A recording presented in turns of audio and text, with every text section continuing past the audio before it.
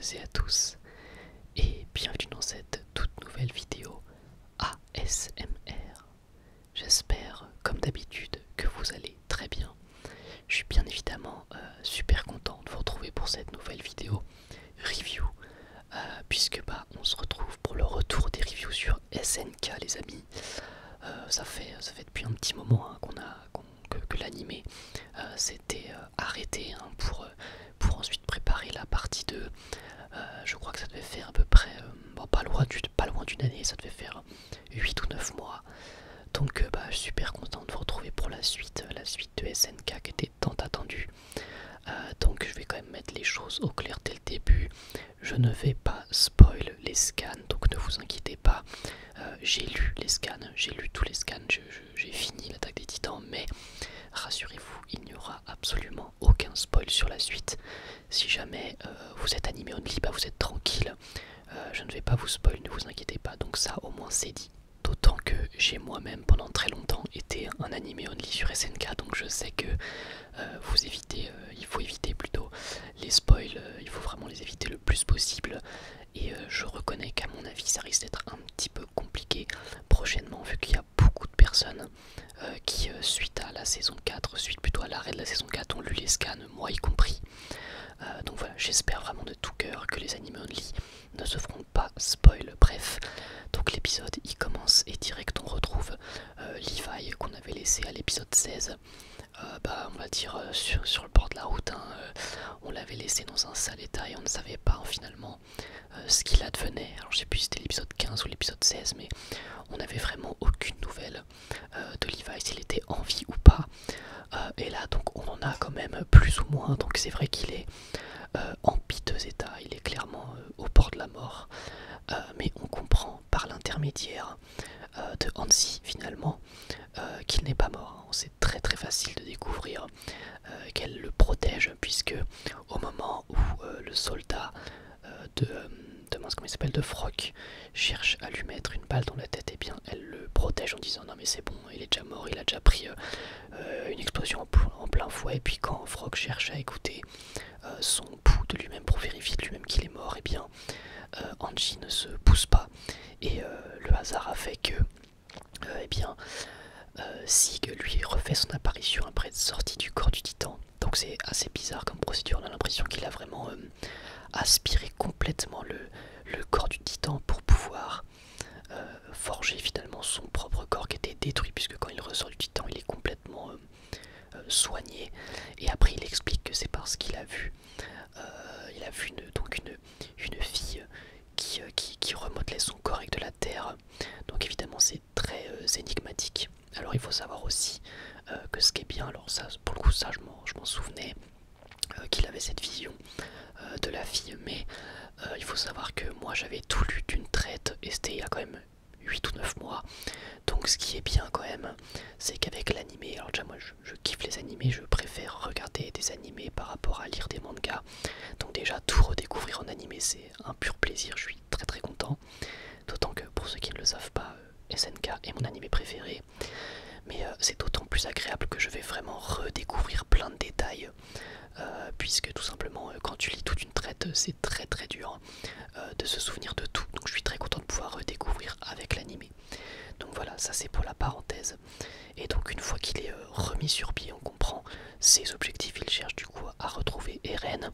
Et Hansi va profiter de la diversion pour s'échapper avec le corps de Levi. Donc là, si vous n'aviez toujours pas compris que Levi avait encore son cœur qui bat, et bien je ne sais pas ce qu'il vous fallait de plus comme preuve. Mais par contre, c'est toujours aussi énigmatique de dans quel état il va en ressortir, puisqu'on a vu quand même qu'il était clairement au bord de la mort. Là il doit plus rester grand chose de Levi.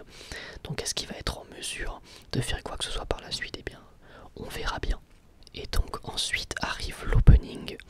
Et alors là ça fait un petit peu parler sur internet hein. C'est vrai que c'est un choix assez étrange, mais je vous le dis tout de suite pour les animés only, l'opening spoil vachement quoi. Alors c'est vrai que c'est très très étonnant je trouve.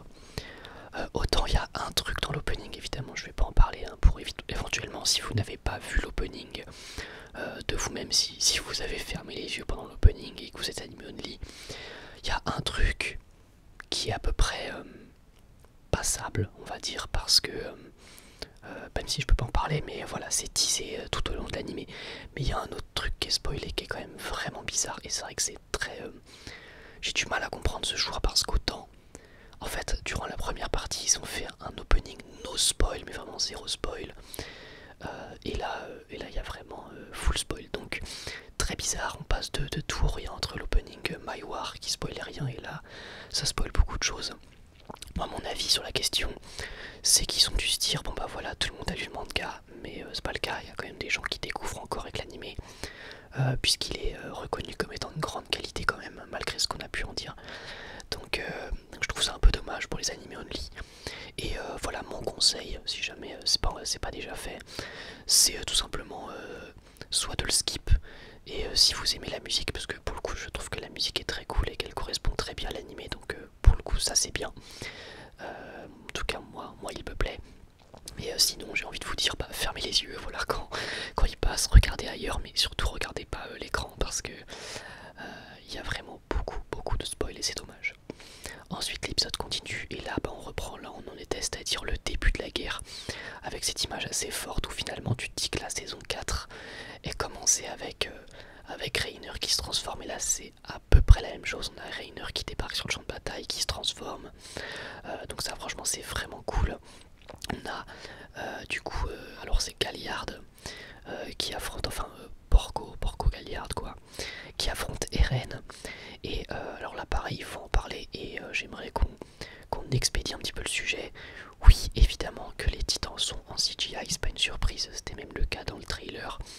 Et voilà, juste avant que les gens gueulent, moi mon avis sur la question, c'est que on sait très bien qu'il y a eu des contraintes de temps, on le répétera jamais assez. Sur la saison 4 de SNK, il y a eu des grosses contraintes de temps, et en fait il faut juste l'accepter. C'est sûr que oui, les titans de DC c'est plus beau, oui, avec 8 c'était plus beau, mais 8 ils avaient des années pour faire leur animé, là où pour Mappa ils ont eu très peu de temps, et surtout avec une période de pandémie, donc faudrait quand même rester indulgent et surtout prendre en compte qu'il n'y avait pas le choix. Voilà, faut bien comprendre que pour animer des titans comme ça, il y a quand même un titan qui saute. Enfin voilà, je veux dire, c'est quand même pas évident. Et même si c'est chiant, il faut l'accepter, il faut pas rager. Il faut accepter que c'est une circonstance. C'est comme ça, il y a quand même une pandémie mondiale, il y a eu bon, voilà, des problèmes au niveau des délais. Ça peut être embêtant, mais il faut l'accepter. Et surtout, point quand même qui est pour moi le plus important, la CGI est loin d'être dégueu. Vraiment, j'en ai vu des CGI d'animé et je peux vous dire que celle-ci est très correcte, voire bonne, voire très bonne, hein, si on compare avec ce que j'ai déjà pu voir. Donc voilà, juste pour dégager le sujet de la CGI, moi je trouve que c'est ok, je m'y suis habitué, et même si c'est moins beau que la 2D, il faut accepter le fait que c'est pas une question en fait, t'avais pas le choix, et ils n'avaient pas le choix que d'utiliser de la CGI qui en plus, encore une fois, pour moi est très correcte, hein. Donc voilà, tout ça pour dire que ça ne m'a pas du tout dérangé dans l'épisode, sans doute parce que je m'y suis habitué aussi avec la précédente saison. Donc ensuite, eh ben, c'est le début de la guerre, j'ai envie de vous dire début de la guerre. J'ai presque envie de vous dire presque la guerre ultime, hein, la guerre finale. Pas tout à fait, mais en tout cas, voilà, on sent très clairement qu'on approche de la fin de l'anime. Cette guerre sonne un peu comme une bataille, comme la bataille ultime. Et c'est vrai que ça va être, alors sans spoil, une bataille assez longue, hein, puisque voilà, on est quand même sur un affrontement qui sonne comme une fin, et qui, sans aucun doute, va en surprendre plus d'un, mais je n'en dirai pas plus. Donc du coup, on a ensuite Reiner qui affronte Eren. Je trouve l'affrontement plutôt cool, voilà, encore une fois, typiquement pour moi, c'est une bonne utilisation de CGI, comme je l'avais dit, je trouve que ça passe vraiment plutôt bien. D'autant que, en fait, si je trouve qu'elle passe si bien, c'est parce que c'est des titans, en fait, c'est des monstres. Donc du coup, la CGI permet en fait limite de les démarquer du reste. Mais comme ce sont des monstres, comme ce sont voilà, des titans, bah, je trouve que ça passe complètement crème en fait, hein. Puisque, encore une fois, bah, ce sont des monstres tout simplement. Donc on va retrouver un petit peu tout ce qui est Captain Magat, on retrouve Gabi, etc. Ça discute un petit peu de la guerre et puis des objectifs aussi de Zeke. Il y a Gabi qui réalise que finalement Zeke est de sang royal, brutal et que c'est pour ça en fait qu'il y avait eu cette fausse capture de Sig avec Eren tout simplement. Et ensuite du coup on a le droit à l'affrontement entre Reiner et Eren toujours, mais aussi Galliard qui se ramène à tout ça. Je trouve que le combat est vraiment brutal, vraiment violent pour le coup. On sent que c'est la guerre, il y a beaucoup de sang, il y a beaucoup de blessures et il n'y a pas de censure hein, pour le coup. Alors je crois pas qu'il y en ait déjà eu dans SNK, mais alors si vous aviez peur d'une éventuelle censure, sachez que là pour le coup il y en a vraiment pas. C'est assez sanglant et je trouve que ça rend très bien, d'autant plus qu'on a dans cette guerre un espèce de filtre jaunâtre, une espèce de filtre un peu gris qui pour le coup est très approprié je trouve à cette bataille, puisque voilà, quand tu veux représenter une guerre en général, tu vas pas du tout partir sur des couleurs très vives, très joyeuses on va dire. Donc là, je trouve que ça passe nickel. Et on a Eren qui nous fait une démonstration de son titan marteau. Donc on voit que c'est quand même très fort. Hein. Ça permet de faire jaillir des... alors je sais plus comment ils appellent ça, hein, mais des choses du sol, quoi, des pics du sol. Alors je sais plus comment est-ce qu'on appelle ça, c'est... Bon, je sais plus, mais en gros, voilà, vous savez que le titan marteau peut modeler ce qu'il veut. Donc du coup là, ça rend vraiment... Enfin, on voit vraiment le potentiel avec le titan d'Eren, avec ses pics qui bloquent deux titans à la fois. C'est quand même très fort, mais Eren se sera quand même fait surprendre par pic avec sa nouvelle artillerie. Ce qui fait qu'il se retrouve quand même en 3 contre 1, donc contre 3 titans, dont un qui est à distance et qui est absolument inatteignable. Donc on sent que Eren, il est quand même un petit peu dans la mouise on va dire. Ensuite j'ai bien aimé qu'on nous montre aussi les affrontements plus terre à terre entre les soldats. Alors certes c'est quelques instants, il n'y a pas beaucoup de ces moments là, mais ça permet aussi de vraiment se sentir, de sentir que c'est la guerre un petit peu partout, un petit peu de tous les côtés. J'ai trouvé ça plutôt bien foutu. Ensuite du coup on revient sur Eren qui est en train de se faire un petit peu défoncer, et même en montrant les soldats on comprend que les Eldiens, les membres de l'île du paradis sont un petit peu en train de perdre hein, complètement, puisque même les soldats marres avec leurs fusils sont en train de descendre les Eldiens complètement. Donc il y a une volonté de nous montrer que les Eldiens sont en train de perdre la bataille pour l'instant, c'est vraiment ça qu'on nous montre. D'autant plus qu'il y a Reiner qui va planter l'énorme pic dans le corps du titan d'Eren. Donc là aussi une manière de nous montrer que c'est la galère. Et juste après du coup on va revenir sur les prisonniers, donc tout ce qui va être Jean, Connie, Mikasa, Armin, etc. Et Onion Coppon va venir les libérer, puisque Onion Coppon lui a été un petit peu, j'ai envie de dire, manipulé par Yelena.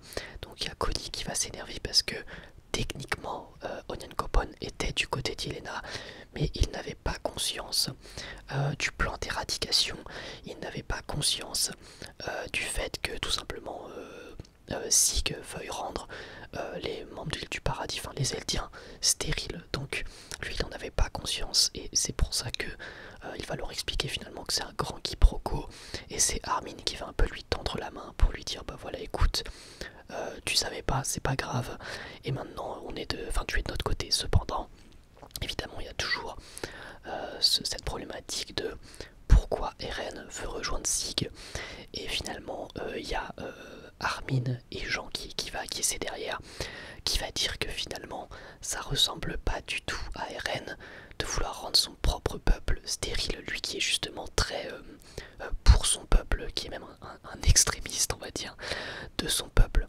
Et donc là ils vont commencer à cogiter, et finalement ils se rendent compte que il veut s'allier avec Sig pour pouvoir déclencher le grand terrassement, mais absolument pas pour rendre stérile son peuple. En tout cas c'est la théorie de Armin qui semble effectivement être logique, hein, mine de rien, ça semble être logique. Et ensuite il y a Mikasa qui elle va dire effectivement j'ai envie d'aller sauver Eren, mais c'est plus à cause de mon sang de Ackerman. Et Armin va lui dire que cette histoire est inventée de toutes pièces. Donc Mikasa réplique que pourtant elle a bel et bien des migraines. Et donc là pour le coup on est encore un petit peu dans le flou. Est-ce que Eren a menti sur cette histoire de Ackerman, ou est-ce que c'était la vérité? Pour le coup je pense que les deux explications se valent, c'est peut-être vrai et peut-être pas pour l'instant. On pourrait avoir un petit peu de mal à se prononcer, puisque je pense que Armin n'a pas tort, et d'un côté c'est vrai que Mikasa a réellement des migraines. Donc voilà, c'est encore une question qui est en suspens, mais qui aura très probablement une réponse à l'avenir, voilà, tout simplement. Donc finalement, ils acceptent tous de partir, tout simplement pour aller aider Eren, pour qu'Eren puisse avoir la possibilité de déclencher le grand terrassement, et tout simplement que en ayant cette possibilité, et bien que ça puisse faire un coup de pression sur le reste du monde qui laissera tranquille l'île du paradis pendant un certain nombre d'années, juste parce que le reste du monde saura que Eren possède l'option grand terrassement. En gros, c'est ça que souhaite Armin et que souhaite le reste du groupe. Donc voilà, l'épisode se conclut là-dessus et sur, encore une fois, des plans qui essaient de montrer une certaine défaite des Eldiens et des membres de l'île du paradis. Donc qu'est-ce que j'ai pensé de ce 17e épisode, cet épisode de reprise? Et bah j'ai trouvé tout simplement qu'il remplissait parfaitement son rôle d'épisode de reprise, c'est-à-dire qu'il nous resitue très bien le contexte, il nous remet parfaitement là où il nous a laissé, il resitue vraiment tous les événements, nous a montré un petit peu, à peu près tous les personnages, et donc ça j'ai trouvé ça plutôt cool. Et puis il y avait aussi évidemment tout ce côté guerre, là pour le coup on est rentré directement dans le vif du sujet, on n'a pas traîné, et ça c'est cool. Et quelque chose me dit que le prochain épisode et les prochains épisodes, même si du coup je le sais vu que j'ai eu les scans, les prochains épisodes seront bien plus grandioses et bien plus intéressants à analyser. Dans tous les cas, j'ai quand même bien apprécié cet épisode. Comme d'habitude, ça passe tellement vite les épisodes des SNK, je trouve. Enfin, et d'autres animés aussi, mais en l'occurrence, SNK passe particulièrement vite. Et je kiffe suivre cette histoire et redécouvrir ces événements, vu qu'encore une fois, ça fait quand même quelques mois que j'avais tout lu d'une traite. Dans tous les cas, n'hésitez pas à me dire dans les commentaires ce que vous avez pensé de cet épisode, est-ce qu'il vous a plu, à quoi est-ce que vous vous attendez pour la suite, si vous êtes un animé only. Et puis sinon, si vous ne l'êtes pas, et bien s'il vous plaît, respectez les autres et ne spoilez pas dans les commentaires. Je vous remercie grandement. Dans tous les cas, si vous avez apprécié cette vidéo, n'hésitez pas à liker et à vous abonner. Je vous remercie beaucoup pour votre soutien et moi je vous dis à la prochaine. Prenez soin de vous. Bye tout le monde.